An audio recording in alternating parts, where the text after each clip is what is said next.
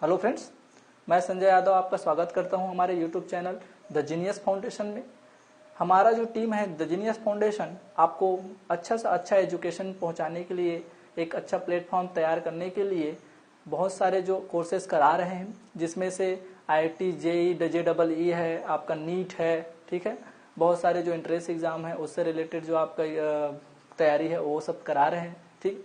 आज हम इस कड़ी में CSIR, नेट, गेट और IIT JEM के लिए स्पेक्ट्रोस्कोपिक टॉपिक जो है स्टार्ट करने जा रहे हैं। अगर आपको पूरे वीडियोस देखने हैं स्पेक्ट्रोस्कोपी के, तो डिस्क्रिप्शन बॉक्स में आपको लिंक एक पड़ा हुआ है, उस लिंक में जाकर के आप रजिस्ट्रेशन कर सकते हैं और सभी लेक्चर्स जो स्पेक्ट्रोस्कोपी के आप एंजॉय कर सकते हैं। चलिए तो बात करते हैं स्पेक्ट्रोस्कोपी की, ठीक है। एक्चुअली स्पेक्ट्रोस्कोपी क्या है, इसके जो बेसिक फिनोमिना है उसके बारे में हम आज डील करेंगे। किस किस प्रिंसिपल पर ये बेस्ड है उसके बारे में बात करेंगे। मैं यहाँ पर आपको स्पेक्ट्रोस्कोपी का जनरल इंट्रोडक्शन दूंगा, फिर हम अगले लेक्चर से एक पर्टिकुलर जो है आपका पॉइंट, जैसे कि आपका NMR हो गया, NQR हो गया, ESR हो गया, ये सब चीजें कवर करेंगे। क्लियर है, ठीक है। तो बेसिकली स्पेक्ट्रोस्कोपी होता क्या है? तो spectroscopy is nothing but it is the instrumental technique through which we determine the structure of organic and inorganic compound by the interaction of electromagnetic radiation with matter। मतलब जो इलेक्ट्रोमैग्नेटिक रेडिएशन और matter का interaction होता है, उसके help से हम कैसे organic and inorganic different type के जो आपके केमिकल कंपाउंड होते हैं उनका स्ट्रक्चर जिस टेक्निक से हम क्या करते हैं, आइडेंटिफाई करते हैं, उसे ही हम स्पेक्ट्रोस्कोपी कहते हैं। क्लियर है, ठीक है। तो यहां पर एक टर्म्स आया, बहुत इंपॉर्टेंट टर्म आया, इलेक्ट्रोमैग्नेटिक रेडिएशन। तो एक्चुअली इलेक्ट्रोमैग्नेटिक रेडिएशन होता क्या है? तो ये देखिए, इलेक्ट्रोमैग्नेटिक रेडिएशन जो है इस तरह से मूव करता है अपने पाथ में, ठीक है। ये जो है डुअल नेचर एग्जिस्ट करता है, जिसमें इलेक्ट्रिक एंड मैग्नेटिक प्रॉपर्टी दोनों ही होती हैं, ठीक है। इसमें जो आपका ये ऊपर की तरफ जो उभार दिखता है इसको हम क्रेस्ट बोलते हैं, और नीचे जो होता है इसको हम ट्रफ बोलते हैं, मतलब श्रिंग और गर्थ। ये है आपका C is equal to crest और T is equal to trough, ठीक है। देखिए यहां जो दो सक्सेसिव आपके जो क्रेस्ट होते हैं उनके बीच की दूरी को हम वेवलेंथ लेम्डा बोलते हैं। वैसे ही आपका जो दो सक्सेसिव ट्रफ है, दैट मीन्स गर्थ है, वो उसके डिस्टेंस को भी हम क्या बोलते हैं, लेम्डा, दैट मीन्स वेवलेंथ बोलते हैं। क्लियर है भाई, ठीक है। इसमें जो है डुअल प्रॉपर्टीज पाई जाती है, इसमें जो है डुअल प्रॉपर्टीज पाई जाती है, जो कि क्या है, electric plus magnetic. Electric plus magnetic दोनों ही प्रॉपर्टी इलेक्ट्रोमैग्नेटिक रेडिएशन में पाई जाती है। क्लियर है, ये हुई इलेक्ट्रोमैग्नेटिक, उसका नेचर क्या होता है। अब हम उसके रीजन के बारे में बात करते हैं, that means range of electromagnetic radiation. चलिए तो अपन बात करते हैं, इसको मैं मिटा देता हूं।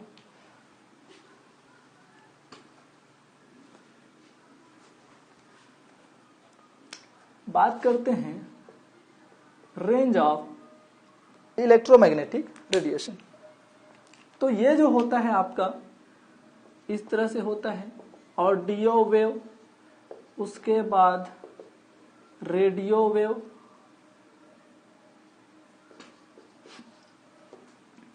Microwave, IR, visible, UV ultraviolet, then x-ray, gamma rays, उसके बाद आता है आपका कॉस्मिक रेस, कॉस्मिक रेस, ठीक है। अब इसका रेंज कैसे होता है? तो जैसे जैसे अपन लेफ्ट टू राइट मूव करते हैं, तो लेफ्ट टू राइट जैसे ही मूव करते हैं तो यहां पर बोला जाता है कि एनर्जी जो होती है इंक्रीज होती है, फ्रीक्वेंसी जो है इंक्रीज होते जाती है, वेव नंबर म्यू बार ये भी इंक्रीज होती जाती है, लेकिन आपका वेवलेंथ लेम्डा जो है डिक्रीज होते जाता है। क्लियर है?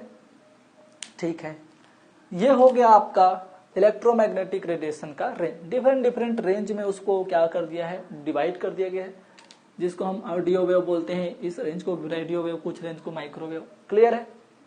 अब बात आती है कि इन डिफरेंट डिफरेंट रीजन का यूज क्या होता है। तो ये जो डिफरेंट डिफरेंट रीजन के रेडिएशंस होते हैं, ये जो है डिफरेंट डिफरेंट टाइप के स्पेक्ट्रोस्कोपी में इन्वॉल्व होते हैं और अपना एक पर्टिकुलर इन्वॉल्वमेंट दिखाते हैं स्ट्रक्चर इल्यूसिडेशन में, that means determination of compound. Clear है भाई? ठीक है, जैसे कि रेडियो, इसमें से रेडियो वेव का जो यूज होता है वो होता है आपका एनएमआर स्पेक्ट्रोस्कोपी में और एनक्यूआर स्पेक्ट्रोस्कोपी में। क्लियर है? वैसे ही अगर मैं बात करूं माइक्रोवेव की, तो ये होता है आपका रोटेशनल स्पेक्ट्रोस्कोपी। ठीक है, और इसी के अंदर हम पढ़ते हैं ईएसआर। ठीक है, इलेक्ट्रॉनिक स्पिन रेजोनेंस स्पेक्ट्रोस्कोपी। ठीक है भाई? चलिए अब बात अगर करते हैं आईआर की, तो आईआर में अपन पढ़ते हैं वाइब्रेशनल स्पेक्ट्रोस्कोपी। ठीक है, इसी को ही बोल दिया जाता है आईआर स्पेक्ट्रोस्कोपी। क्लियर है भाई? और इसमें पढ़ा जाता है रोटेशनल वाइब्रेशनल स्पेक्ट्रोस्कोपी। ठीक है, अब बात आती है विजिबल की। तो विजिबल आपका जो रेंज का रेडिएशन है वो किस टाइप के स्पेक्ट्रोस्कोपी में इन्वॉल्व होता है, तो यहां पर इसके लिए बोला जाता है विजिबल स्पेक्ट्रोस्कोपी। विजिबल स्पेक्ट्रोस्कोपी, इसी को ही बोलते हैं कलरीमेट्री। ठीक है भाई? और यहां पर पढ़ा जाता है इलेक्ट्रॉनिक स्पेक्ट्रोस्कोपी। Electronic spectroscopy. ठीक है, इलेक्ट्रॉनिक स्पेक्ट्रोस्कोपी को यूवी विजिबल स्पेक्ट्रोस्कोपी भी बोलते हैं। क्यों? क्योंकि ये जो रेंज है कहीं ना कहीं यूवी रेंज को भी क्या करता है, इफेक्ट करता है। दैट मीन्स यूवी रेंज भी इलेक्ट्रॉनिक स्पेक्ट्रोस्कोपी में इन्वॉल्व हो जाता है, इसलिए इसको एक साथ यूवी विजिबल स्पेक्ट्रोस्कोपी कंसीडर कर लेते हैं। एक जो आपका इंपॉर्टेंट स्पेक्ट्रोस्कोपी है जो विजिबल रेंज के अंदर स्टडी किया जाता है, वो होता है रमन स्पेक्ट्रोस्कोपी। इंपॉर्टेंट है। ठीक है, अगर मैं बात करूं यूवी की, तो यूवी रेंज में आपका स्टडी किया जाता है इलेक्ट्रॉनिक स्पेक्ट्रोस्कोपी। Electronic spectroscopy. अब देखिए एक्सरे क्या है, तो एक्सरे जो होता है ये आपका क्रिस्टलोग्राफिक एनालिसिस, जिसको हम क्या बोलते हैं, एक्सरे टेक्निक में यूज किया जाता है। एक्सरे टेक्निक, इसी को ही बोलते हैं क्रिस्टलोग्राफिक एनालिसिस, क्रिस्टलोग्राफिक स्टडी। ठीक है, गामा रेज जो है ये इन्वॉल्व होता है moss-bore spectroscopy. Moss-bore spectroscopy. Clear है भाई? ठीक है, तो ये जो कुछ वेल नोन स्पेक्ट्रोस्कोपी है और ये किन किन रीजन्स में स्टडी किए जाते हैं, इनकी बात हुई। ठीक है भाई, अब हम देखते हैं कि ऐसा क्या होता है इलेक्ट्रोमैग्नेटिक रेडिएशन और मैटर में जो इनसे हम स्ट्रक्चरल डिटर्मिनेशन करने में क्या होते हैं, कैपेबल होते हैं। ठीक है भाई, तो इसके लिए देखते हैं interaction of electromagnetic radiation and electromagnetic radiation with matter. ठीक है, चलिए आप स्क्रीनशॉट ले सकते हैं, आप अच्छे से प्रॉपरली साथ में आप नोट्स बनाते चल सकते हैं। मैं आपको बारी बारी से इन चीजों को पढ़ाऊंगा। सबसे पहले मैं आपको एनएमआर कवर कराऊंगा, उसके बाद ईएसआर, कार्बन 13 एनएमआर, फिर रोटेशनल, फिर वाइब्रेशनल, फिर अब जैसे भी आपका चलेगा इलेक्ट्रॉनिक स्पेक्ट्रोस्कोपी, मॉसबार स्पेक्ट्रोस्कोपी, सबको आपको अपन धीरे धीरे कवर करने जा रहे हैं। क्लियर है भाई? ठीक है, चलिए अब अपन बात करते हैं interaction of electromagnetic radiation with matter.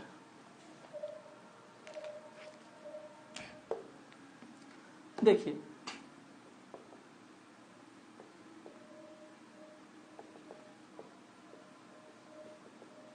Interaction with matter actually होता क्या है, यहां पर आपका कोई रेडिएशन का सोर्स होता है, ये लीजिए, वो आपके सैंपल से इंटरेक्ट करता है। यहां पर आपका एक डिटेक्टर प्रेजेंट होता है जो कि आपका एक स्पेक्ट्रम प्रोवाइड कराता है, और उस स्पेक्ट्रम की स्टडी करने से हम क्या करते हैं, उस पर्टिकुलर कंपाउंड या स्ट्रक्चर को आइडेंटिफाई करते हैं। ठीक है, देखिए ये आपका कोई रेडिएशन है जो आई नॉट इंटेंसिटी या म्यू नॉट फ्रीक्वेंसी का लाइट इंसिडेंट करा रहा है, किसके ऊपर, सैंपल के ऊपर, और ये आपका है रेडिएशन सोर्स। ठीक है, यहां पर ये लगा हुआ है आपका डिटेक्टर और ये है आपका स्पेक्ट्रम। ठीक है भाई, चलिए एक्चुअली होता क्या है, ये जो आपका सैंपल है इलेक्ट्रोमैग्नेटिक रेडिएशन के साथ इंटरेक्ट करके या तो वो आई इंटेंसिटी की लाइट इमिट करेगी या कुछ म्यू एस फ्रीक्वेंसी की लाइट को वो स्कैटर करेगी, जिसको डिटेक्टर डिटेक्ट करेगा और यहां पर आपको एक स्पेक्ट्रम प्रोवाइड कराएगा। एक्चुअली होता क्या है, इलेक्ट्रोमैग्नेटिक रेडिएशन पास हुआ, वो अपने सैंपल से टकराया, तो बाकी जो रीजन्स के लाइट होते हैं वो एज इट इज क्या हो जाती हैं, ट्रांसमिट हो जाती हैं, लेकिन एक पर्टिकुलर रेंज की जो लाइट या रेडिएशन होती है वहां पर ये इंटरेक्ट हो जाता है सैंपल के साथ, जिसके कारण वो जो रेडिएशन के वो जो आपका रेंज के रेडिएशन है वो गायब हो जाती है, और उसे गायब रेडिएशन को हम क्या करते हैं, यहाँ पर डिटेक्ट करते हैं और फिर हम स्टडी करते हैं कि एक्चुअली वो जो इंटेंसिटी की रेडिएशन है अगर वो गायब हुई है तो यहाँ पर सैंपल में ऐसी कौन सी फिनोमिना घटी होगी जिसके कारण वो जो आपका पर्टिकुलर रेडिएशन जो है क्या हुआ, गायब हो गया। तो अगर मैं बोलूं कि यहाँ पर ये कुछ नहीं है, जो गुमशुदा होगा उसी की हमको क्या करनी है, तलाश करनी है कि एक्चुअली वो जो है क्यों गुमशुदा हुआ। ठीक है, कि क्या हुई सैंपल के अंदर, उनके बीच जो बात है, क्या रोटेशनल एनर्जी में चेंजेस आया, क्या वाइब्रेशनल एनर्जी में चेंजेस आया, क्या मैग्नेटिक मूवमेंट में चेंजेस आया, तो इस तरह से हम उसकी स्टडी करते हैं। क्लियर है भाई? तो देखिए अल्टीमेटली कुछ नहीं है, यहां पर अगर मैं बात करूं एक आई नॉट और म्यू नॉट इंटेंसिटी की जो लाइट है सैंपल पर पड़ी है और यहां पर क्या हुआ है, इंटरेक्शन हो रहा है, ये लीजिए इंटरेक्शन हुआ।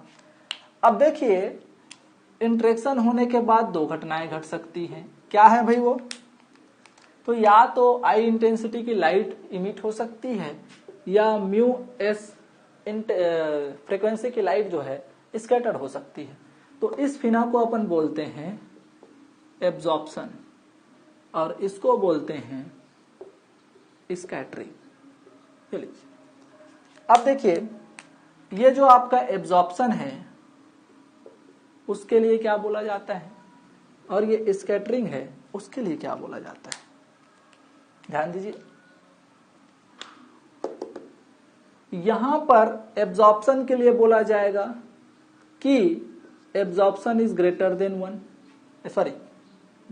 0, कुछ ना कुछ एब्जॉर्प्शन हुआ है तभी तो ये दूसरे इंटेंसिटी की लाइट जो है इमिट हुई। यही बोल सकते हैं कि ट्रांसमिटेड इज लेसर देन 1, पूरी की पूरी ट्रांसमिट नहीं हुई है, उससे कुछ कम हुई है, कोई दिक्कत नहीं है।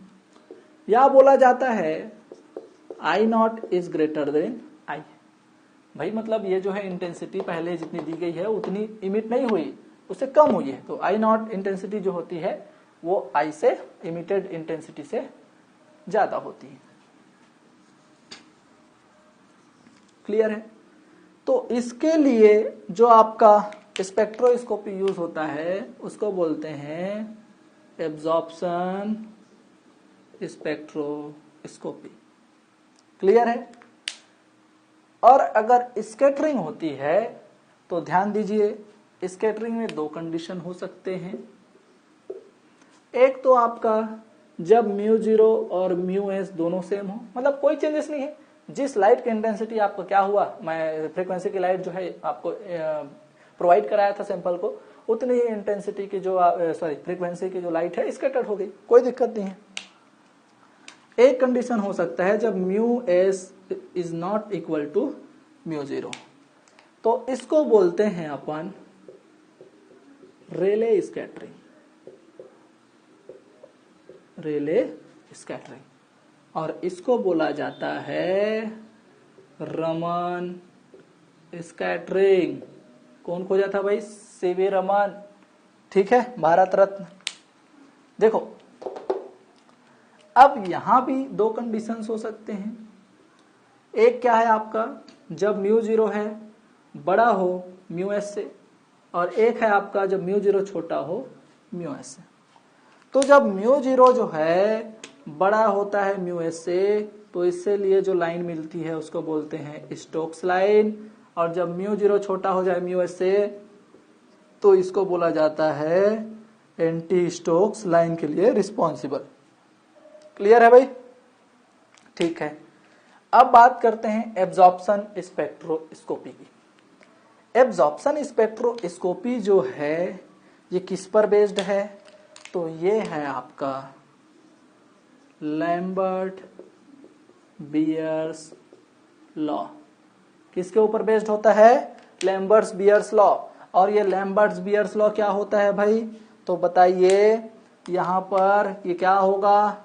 लैम्बर्ट बियर लॉ बोलता है कि absorption is directly proportional to the concentration of the sample and the path length of the sample tube. ये लीजिए, ठीक है। इसको अगर मैं प्रोपोर्शनैलिटी को हटाता हूं तो इसको मैं क्या लिख दूंगा? एप्सिलॉन CL, जहां एप्सिलॉन क्या है? मोलर एब्जॉर्प्टिविटी या एब्जॉर्प्शन कोफिशिएंट भी बोलते हैं। C जो होता है आपका लिखते जा सकते हैं concentration of the sample tube, sorry concentration of the sample, and L is equal to path length of the sample tube. Clear है भाई? ठीक है। अब देखिए यहां पर लैम्बर्ट लॉ क्या है और बियर लॉ क्या है? कंफ्यूज तो हम यहां भी हो सकते हैं कि लैम्बर्ट लॉ क्या बोलता है भी और बियर्स लॉ क्या बोलते हैं। दोनों एक साथ तो क्या बोलते हैं कि according to the Lambert-Beer law, the absorption is directly proportional to the concentration of the solution and the path length of the sample tube।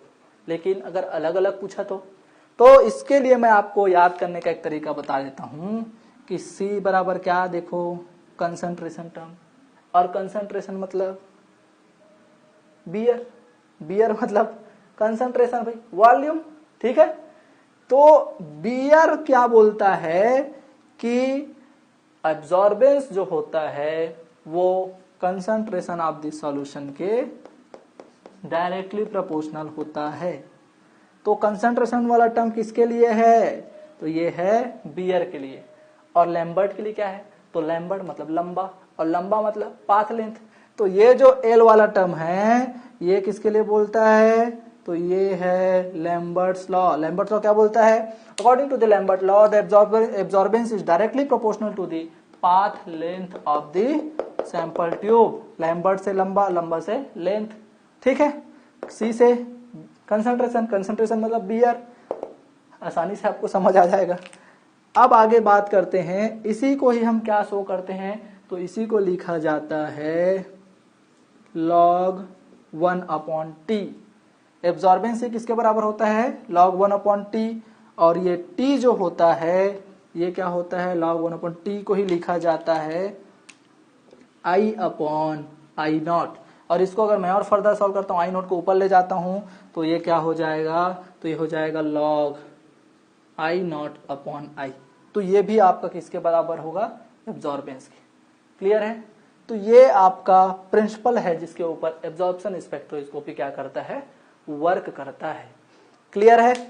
तो अभी तक हमने कवर कर लिया कि what is the electromagnetic radiation and how we can identify the structure and determination of the compound with the help of EMR and matter interaction.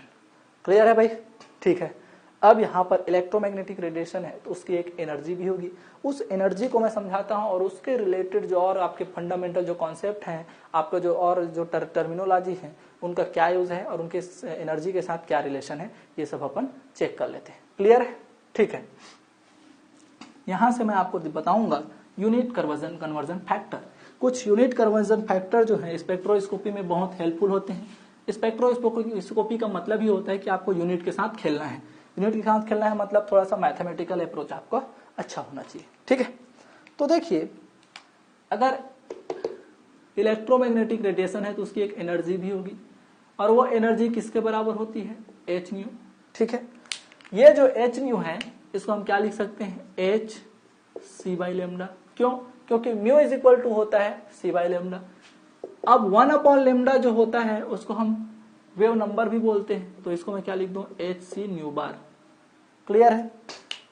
जहां पर E तो एनर्जी है, ये जो आपका टर्म है c/λ इसको बोला जाता है, ये E है आपका एनर्जी, ठीक है।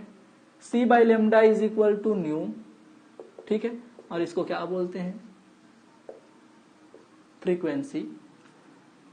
1/λ, ये न्यू बार क्या है, तो ये होता है 1/λ is equal to wave number. Clear है।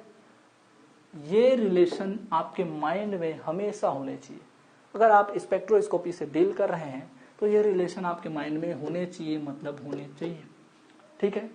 अब देखिए, अब इनका मैं यूनिट बताता हूं, तो ध्यान दीजिए, E is equal to h nu, इसका यूनिट होता है जूल, ठीक है। इसी को ही हम क्या बोलते हैं, किलो जूल। भाई जूल है तो उसको किलो जूल में भी आप लिख सकते हैं, ठीक है। अब देखिए, अगर मैं बात करूं फ्रीक्वेंसी की, तो म्यू इज इक्वल टू क्या होता है, c/λ। तो यूनिट की अगर मैं बात करता हूं तो c वेलोसिटी ऑफ लाइट, तो भाई ये क्या बताएगा, लेंथ टाइम इनवर्स। मतलब पर्टिकुलर टाइम में पर टाइम लेंथ को बताता है कौन, वेलोसिटी ऑफ लाइट। और लेमडा क्या है, तो अभी तो मैं बताया, दो क्रेस्ट दैट मीन्स रिंग की या दो गर्त की लेंथ ही तो है, तो ये हो गया आपका L. Mu is equal to, इसका यूनिट अगर मैं बात करूं तो लेंथ से लेंथ कैंसिल, टाइम इनवर्स। इसीलिए तो इसका जो स्पेसिफिक यूनिट होता है, टाइम को हम सेकंड से दिखाते हैं क्या, सेकंड इनवर्स होता है। अब मैं ये नहीं बोल रहा हूं कि मीटर नहीं हो, सॉरी मिनट नहीं हो सकता, आवर नहीं, बिल्कुल हो सकता है, लेकिन यूनिट का हमको जरूरत क्या पड़ता है, तो यूनिट का जरूरत हमको इसलिए पड़ता है ताकि हम जो है चीजों को सिंप्लीफाई कर सकें। हमको पढ़ने के लिए, समझने के लिए हम कैसे उसको नोटिफाई करें ताकि वो जो है हमको ज्यादा से ज्यादा टाइम तक वो याद रहे, या हम कैसे उसको बोलने में या समझाने में किसी को इजी हो, ठीक है। तो फ्रीक्वेंसी को जनरली सेकंड इनवर्स में क्या किया जाता है, रिप्रेजेंट किया जाता है। इसी को ही क्या बोलते हैं, फ्रीक्वेंसी का मतलब साइकिल पर सेकेंड, तो इसका यूनिट आपको CPS भी दिख जाएगा। इसी को ही आपका बोला जाता है हर्ट्ज में, सेकंड इनवर्स को ही क्या बोला जाता है, हर्ट्ज। तो ये 3 यूनिट में आपको क्या हो सकते हैं, दिख सकते हैं। क्लियर है, ठीक है। अब बात करता हूं मैं वेव नंबर की। तो वेव नंबर एक्चुअली क्या है, 1/λ, और 1/λ दैट मीन्स 1/लेंथ, और लेंथ ऊपर जाएगा तो लेंथ इनवर्स। तो कोई भी लेंथ का वो क्या हो सकता है, यूनिट हो सकता है। अब लेंथ को भाई मीटर, सेंटीमीटर, एंगस्ट्रॉम, नैनोमीटर, तो जनरली आपका ये जो आपका म्यू बार है वो आपको दिखेगा सेंटीमीटर इनवर्स में। क्लियर है भाई? और सेंटीमीटर इनवर्स में हो सकता है तो ये centimetre inverse, nanometre inverse, metre inverse etcetera. ठीक है, लेंथ है, बिल्कुल है। अब मैं आपको बताता हूं कि 1 centimetre inverse is equal to ही बोला जाता है 1 कैजर। केजर में भी इसको क्या कर दिया जाता है, आपको यूनिट को दिखा सकता है। क्लियर है भाई? अब आपका बच जाता है एक टर्म, वो क्या है, वो है आपका वेवलेंथ। और वेवलेंथ मतलब क्या है, लेंथ। और लेंथ मतलब क्या हो सकता है, नैनोमीटर हो सकता है। जनरली नैनोमीटर में शो किया जाता है। ये मीटर भी हो सकता है, सेंटीमीटर भी हो सकता है। जो भी आपका लेंथ का यूनिट है वो यहां पर आ सकता है। क्लियर है? तो इस टाइप से आपको थोड़ा सा फ्लक्चुएट होना पड़ेगा कि ये वो मीटर, नैनोमीटर में आप पढ़ के गए हो, रट के गए हो, और वहां पर मीटर दिख जाए, सेंटीमीटर दिख जाए, तो उसको सब आपको कन्वर्ट करना पड़ेगा नैनोमीटर में। According to the question, according to the option आपको क्या करना पड़ेगा, यहाँ पर इसको डील करना पड़ेगा। क्लियर है भाई? आई होप कि आपको ये चीजें समझ आई होंगी। अब मैं आपको आपके इजी के लिए एक कॉन्सेप्ट बता देता हूं, जिससे आप क्या कर सकते हैं, डायरेक्ट इन चीजों में कन्वर्जन कर सके। क्लियर है? ठीक है, चलिए स्टार्ट करता हूं मैं यूनिट कन्वर्जन फैक्टर।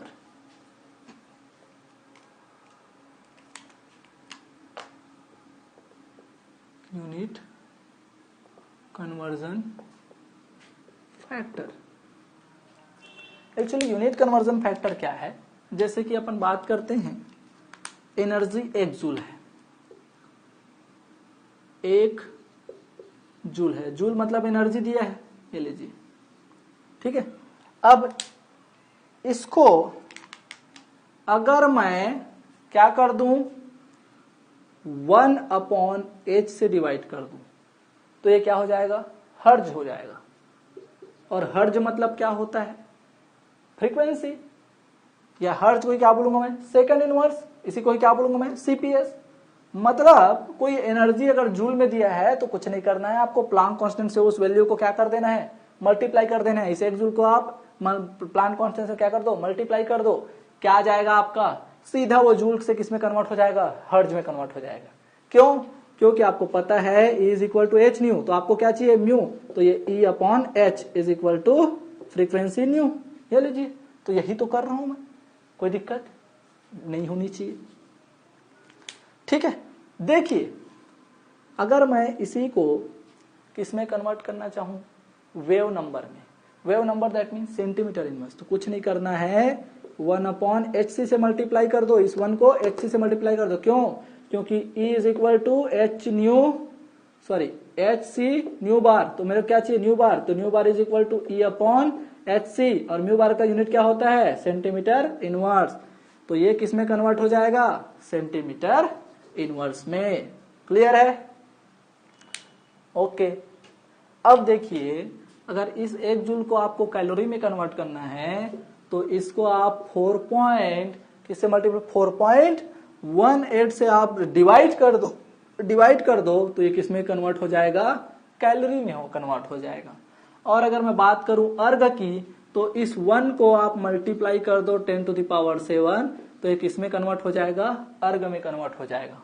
अगर मैं बात करूं इस 1 को आप डिवाइड कर दो 1.6 इंटू 10⁻⁻19, तो ये कन्वर्ट हो जाएगा इलेक्ट्रॉन वोल्ट में।